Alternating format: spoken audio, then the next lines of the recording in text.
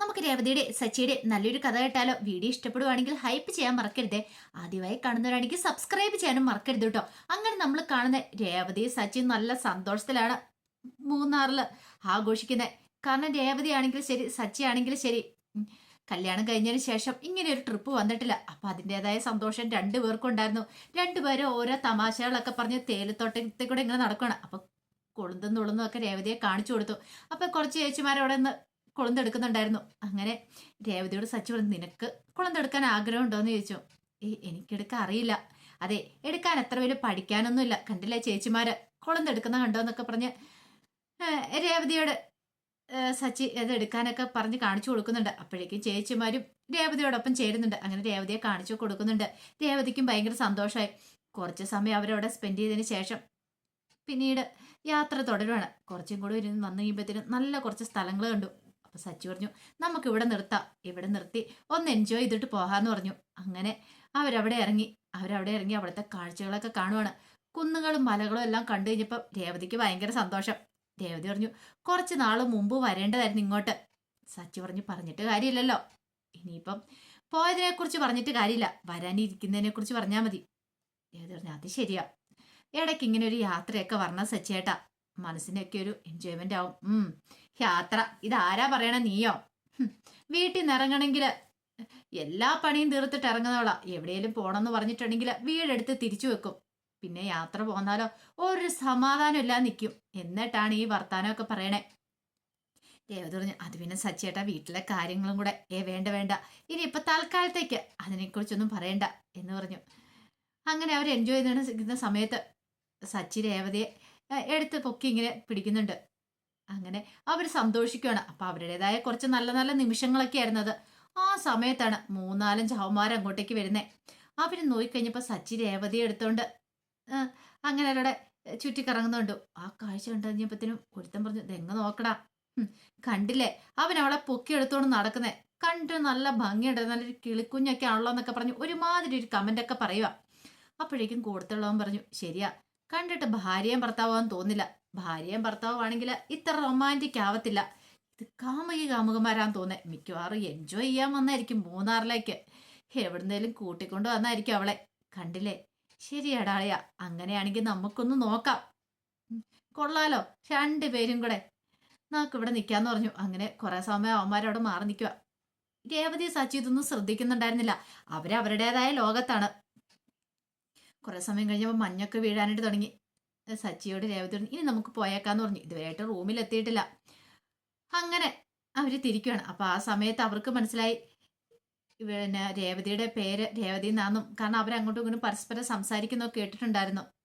ഇവന്മാരെന്ത് ചെയ്തു, ബൈക്കിലാണ് അവന്മാര് ഫോളോ ചെയ്ത് പോവാണ്. എങ്ങോട്ടാ എന്താണെന്നൊന്നും അറിയത്തില്ലോ. സച്ചി രേവതിയും കൂടെ പോകുന്നേ മൂന്നാർ കാണാൻ വന്നാണ്. അങ്ങനെയാണെങ്കിൽ ചെറിയ പണിയുണ്ട്. അതിലൊരുത്തന് രേവതിയെ ഭയങ്കരമായിട്ട് അങ്ങോട്ട് ഇഷ്ടപ്പെട്ടു. എടാളിയ, എനിക്ക് അവളെ ഇഷ്ടപ്പെട്ടു. അവൻ മിക്കവാറും കാമുകനായിരിക്കും, അല്ലെങ്കിൽ ചിലപ്പോൾ അവളെയും പൊയ്ക്കൊണ്ട് വന്നായിരിക്കും മൂന്നാർ വന്ന് ആഘോഷിക്കാനായിട്ട്. നമുക്കൊന്ന് മുട്ടി നോക്കാന്നൊക്കെ പറഞ്ഞു. ഇതേ സമയത്ത് സച്ചിയോട് രേവതി പറഞ്ഞു, സച്ചിയേട്ടാ അച്ഛനെ ഒന്ന് വിളിച്ചു നോക്ക്, ഇതുവരെയായിട്ടും വിളിച്ചില്ലല്ലോ. അത് ശരിയാ. അങ്ങനെ രവീന്ദ്രനെ വിളിക്കുന്നുണ്ട്. രവീന്ദ്രൻ വിശേഷങ്ങളൊക്കെ തിരക്കുന്നുണ്ട്. അപ്പോഴേക്കും സച്ചി പറഞ്ഞു, ഇവിടെ നല്ല രസമുണ്ട് അച്ഛാ, നല്ല ഭംഗിയുണ്ട്. ഇനി നമുക്കൊരു ദിവസം നമുക്ക് എല്ലാവർക്കും കൂടി ഇങ്ങോട്ടേക്ക് ഒരു ട്രിപ്പ് വരണം, ഇവിടെ വന്ന് അടിച്ചു പൊളിക്കണം. രവീന്ദ്രൻ പറഞ്ഞു, ഒരു കാര്യം ചെയ്യുക, ആദ്യം നിങ്ങൾ അവിടെ എൻജോയ് ചെയ്യുക, കിട്ടിയ സമയം എന്താളും മാക്സിമം എൻജോയ് ചെയ്യണമെന്ന് പറഞ്ഞു. അതൊക്കെ പിന്നെ ഏറ്റച്ചാ. അല്ല രേവതി മോൾ എന്തി, അവൾക്ക് കുഴപ്പമൊന്നുമില്ലല്ലോ, ഒരു പ്രശ്നമില്ല. അത് തണുപ്പുള്ള സ്ഥലമാണ്, സൂക്ഷിക്കണം. ഇപ്പൊ ഇവിടെ തണുപ്പൊന്നും ഇല്ല അച്ഛാ, ഇവിടെ നല്ല ചൂടും കാര്യങ്ങളൊക്കെയാ, പഴയതാ തണുപ്പൊന്നും ഇല്ലാന്ന് പറഞ്ഞു. ശരിയെന്ന് പറഞ്ഞ് കോള് കട്ട് ചെയ്തു. അപ്പോഴേക്കും ചന്ദ്രമതി വന്നിട്ട്, ചാര അതെ സച്ചിയാന്ന് പറഞ്ഞു. ഓ അവനോ, എവിടെ എത്തി, എങ്ങനെ എത്തി എന്നൊക്കെ ചോദിച്ചു. അവരങ്ങോട്ടേക്ക് എത്തുന്നേ ഉള്ളൂ. എന്ത് ചെയ്യാനാന്ന് പറ, കൃത്യ സമയത്ത് തന്നെ അവനും അവളും കൂടെ പോയിരിക്കുന്നത്. എനിക്കാണ് തീരെ വയ്യ, നടുവിനൊക്കെ നല്ല വേദനയുണ്ട്. അതെങ്ങനെയാ, അടുക്കള ജോലി ചെയ്യാൻ ഞാൻ മാത്രമല്ലേ ഉള്ളൂ. രവീന്ദ്രൻ പറഞ്ഞു, എൻ്റെ ചന്ദ്രേ, കല്യാണം കഴിഞ്ഞിട്ട് ഇത്ര നാളായി, അവരെവിടേക്കെങ്കിലും പോയിട്ടുണ്ടോ? ഇല്ലല്ലോ. ആദ്യമായിട്ടാണ് അവരിങ്ങനെ ട്രിപ്പ് പോകുന്നത്. അവര് എൻജോയ് ചെയ്യട്ടെ, അതിന് നീ എന്തിനാ കുശുമ്പെടുക്കണേ? നമുക്ക് വേണേ പിന്നെ ഒരു സ്വഭാവം. ഓ ഞാനില്ലേ, തന്നെ അങ്ങോട്ട് പോയാൽ മതി എന്ന് പറഞ്ഞു. ഓ ഇപ്പൊ അത് പറയുമ്പോഴാ കുറ്റം.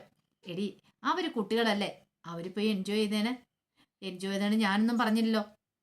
അപ്പോഴേക്കും ചന്ദ്രമതിയുടെ മുഖമൊക്കെ അങ്ങോട്ട് വീർത്തു. രവീന്ദ്രന് മനസ്സിലായി ചന്ദ്രമതിക്ക് ദേഷ്യമായെന്ന്. രവീന്ദ്രൻ കൂടുതലൊന്നും പറയാൻ പോയില്ല. ചന്ദ്രമതിയുടെ സ്വഭാവത്തെക്കുറിച്ച് നന്നായിട്ടറിയാം. എത്ര പറഞ്ഞാലും നന്നാവാത്ത സ്വഭാവ. ഇനി പറഞ്ഞിട്ട് കാര്യമൊന്നുമില്ലല്ലോ. ആ സമയത്ത് സച്ചിൻ രേവതിയും കൂടെ ഭയങ്കര സന്തോഷത്തിൽ പാട്ടൊക്കെ പാടി പോവാ. കുറച്ച് സമയം കഴിഞ്ഞപ്പോൾ സച്ചിയോട് കുറച്ച് ബൈക്ക് നമ്മൾ ഫോളോ ചെയ്യുന്നുണ്ടല്ലോ എന്ന് പറഞ്ഞു. ബൈക്കോ? അതേന്ന് പറഞ്ഞു. അവന്മാരുടെ വരവ് കണ്ട് അത്ര ശരിയാവുന്നില്ല. കുറെ സമയമായി ശ്രദ്ധിക്കണേ. നമ്മൾ അവിടെ നിൽക്കണ സമയത്ത് ഇവന്മാരവിടെ ഉണ്ടായിരുന്ന പോലെ എനിക്ക് തോന്നുന്നുണ്ടെന്ന് പറഞ്ഞു. അത് ശരിയാ സച്ചേട്ടാന്ന് പറഞ്ഞു. പിന്നീട് അതിലൊരുത്തൻ എന്ത് ചെയ്തു, ശരിക്കും കാറിന്റെ അടുത്തേക്ക് കൊണ്ടുവന്ന് ബൈക്കിന് മുട്ടില്ല എന്ന് പറഞ്ഞ് വന്നിട്ട് ആ രേവതി ചേച്ചി സുഖമല്ലേ എന്നൊക്കെ വിളിച്ചു ചോദിക്കുകയാണ്. അത് കേട്ടുകഴിഞ്ഞപ്പോ സച്ചിക്ക് നല്ല ദേഷ്യം വന്നു. കാരണം മര്യാദയ്ക്ക് വണ്ടി ഓടിക്കുകയാണെങ്കിൽ കുഴപ്പമില്ല, അപകടകരമായ രീതിയിലാണ് വണ്ടി ഓടിക്കുന്നത്. അപ്പോഴേക്കും സച്ചി പറഞ്ഞു, എടാ മര്യാദയ്ക്ക് നോക്കി പോടാന്ന് പറഞ്ഞു. ആ സമയത്ത് അവനത് ഇഷ്ടപ്പെട്ടില്ല. കൂടെയുള്ളവന്മാർക്ക് സിഗ്നൽ കൊടുത്തു. കുറച്ചും കൂടി വരുമ്പോൾ ഒരു വളവിന്റെ അടുത്ത് വെച്ച് ഒരുത്തനും ഓവർടേക്ക് ചെയ്യാൻ ശ്രമിച്ചു കഴിഞ്ഞപ്പോഴത്തേനും പെട്ടെന്ന് സച്ചിക്ക് ബാലൻസ് നഷ്ടപ്പെട്ടു ഇടിക്കാൻ പോയി. ജസ്റ്റ് മിസ്സായതാ. സച്ചിക്ക് ദേഷ്യം വന്നു. വണ്ടി ഒരു സൈഡിൽ നിർത്തിയിട്ട് ചാടിയും കൂടെ ഇറങ്ങി. എന്താടാ നിനക്കൊക്കെ നേരം വേണം വഴിയും നോക്കി വണ്ടി ഓടിക്കാൻ മേലെ എന്നൊക്കെ ചോദിച്ചുകൊണ്ട് ദേഷ്യപ്പെടുകയാണ്. അപ്പോഴേക്കും രേവതി പറഞ്ഞു, വേണ്ട സച്ചേട്ടാ, പ്രശ്നം ഉണ്ടാക്കാൻ പോണ്ട. രേവതി നീ മിണ്ടാതിരിക്കുക, ഞാനൊന്ന് ചോദിക്കട്ടെ എന്ന് പറഞ്ഞു. സച്ചിയേട്ട വേണ്ടാന്ന് പറഞ്ഞ് രേവതി കയ്യിലേക്ക് പിടിച്ചു. ഓ രേവതി ചേച്ചി, വീട് എന്താ ചെയ്യണമെന്ന് അറിയാലോ. ആലയംകുടിക്ക് വിടാനായിട്ട് പറഞ്ഞു. സച്ചിക്ക് ഭ്രാന്ത് എടുക്കുന്ന പോലെ തോന്നി.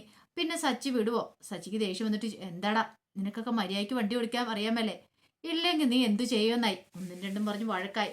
ഒടുവില് സച്ചി ഒരുത്തനെ അടിക്കുന്നുണ്ട്. അപ്പോഴേക്കും ബാക്കിയവന്മാര് സച്ചിയെ അടിക്കാനായിട്ട് വന്നു. രേവതിക്കറിയാം സച്ചിയുടെ സ്വഭാവം എന്താ എങ്ങനെയാന്നൊക്കെ. സച്ചി വിടില്ല എന്നും അറിയാം. ഒടുവില് സച്ചി അവന്മാരെ അവിടെ എടുത്തിട്ട് ഇടിക്കുന്നുണ്ട്. എന്ത് ചെയ്യാൻ പറ്റും, തല്ലുകൊള്ളാനല്ലേ അവന്മാർക്ക് പറ്റുള്ളൂ. സച്ചി എന്തായതെന്നും അവന്മാർക്ക് അറിയണ്ടായിരുന്നില്ല. തല്ലുകൊണ്ട് അവന്മാർക്ക് അവസാനം അവിടെ നിന്ന് രക്ഷപ്പെട്ട് പോകേണ്ടി വന്നു. പക്ഷെ അങ്ങനെ പിന്മാറാനായിട്ട് ഒരുക്കുമായിരുന്നില്ല.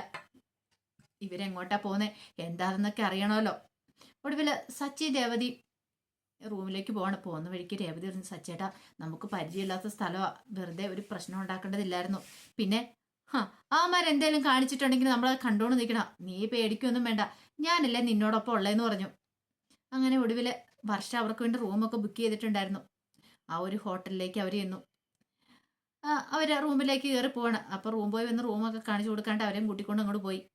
ഈ സമയത്ത് ആ ചെറുപ്പക്കാരിൽ ഒരുത്തന് ഇവരെവിടെയാന്നുള്ള കാര്യങ്ങളൊക്കെ നോക്കിയിട്ടുണ്ടായിരുന്നു. അങ്ങനെ അവരും അവിടെ വന്ന് മുറിയെടുത്തു. കാരണം അടിച്ചതുകൊണ്ട് അതിന്റെ പ്രതികാരം ചെയ്യണം. അപ്പൊ അതിനു വേണ്ടിയിട്ടാണ്. പിന്നീട് ഒരുത്തനെ വിളിക്കുന്നുണ്ട്.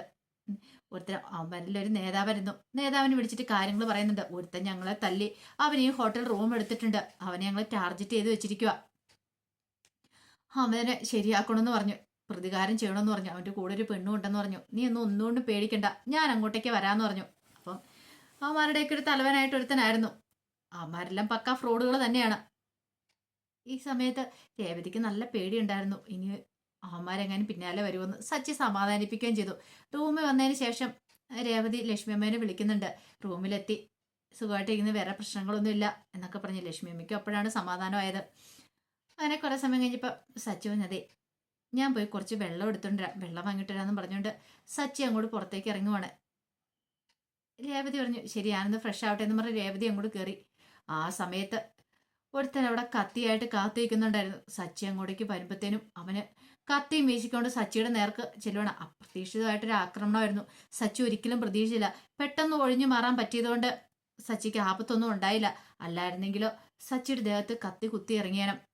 പിന്നെ പെട്ടെന്ന് സച്ചിക്ക് വന്നുണ്ടായി. സച്ചി എന്ത് ചെയ്തു, അവനെ തിരിച്ച് ആക്രമിക്കണം. അങ്ങനെ അടിയും വഴക്കുമായി. 2-3 വട്ടം സച്ചിൻ അവനെ കത്തി ഓങ്ങി ഇല്ലാതാക്കാൻ ശ്രമിച്ചെങ്കിലും അവിടെ നിന്നെല്ലാം സച്ചിൻ രക്ഷപ്പെട്ടു. ഒടുവിൽ അവന്റെ കയ്യിൽ നിന്ന് കത്തിയൊക്കെ മേടിച്ചു കളഞ്ഞ് അവനിട്ട് നല്ല ചത എന്നെ ചതയ്ക്കുന്നുണ്ട്.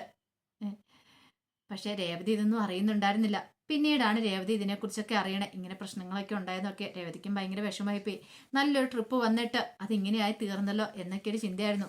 പക്ഷെ സച്ചി അങ്ങനെ വിട്ടുകൊടുക്കാനായിട്ട് ഒരുക്കുമായിരുന്നില്ല. അതുപോലെ തന്നെ അവന്മാരും. ഇനിയിപ്പോൾ എന്തൊക്കെ സംഭവിക്കുമെന്ന് നമുക്ക് കണ്ടറിയാം. എന്നുള്ള ഒരു കാര്യം ഉറപ്പാ, ഒരു പോറൽ പോലും രേവതിക്ക് വരുത്താതെ സച്ചിൻ നോക്കുക തന്നെ ചെയ്യും. അവന്മാർക്കിടെ നല്ല പണി കൊടുക്കുക തന്നെ ചെയ്യും. അപ്പൊ അതിന്റെ കഥകളൊക്കെ നമുക്ക് എല്ലാവർക്കും കാത്തിരിക്കാട്ടോ. ഒരിക്കൽ കൂടി എല്ലാവർക്കും ശുഭരാത്രി നേർന്നുകൊണ്ട് നിർത്തുന്നു. നന്ദി.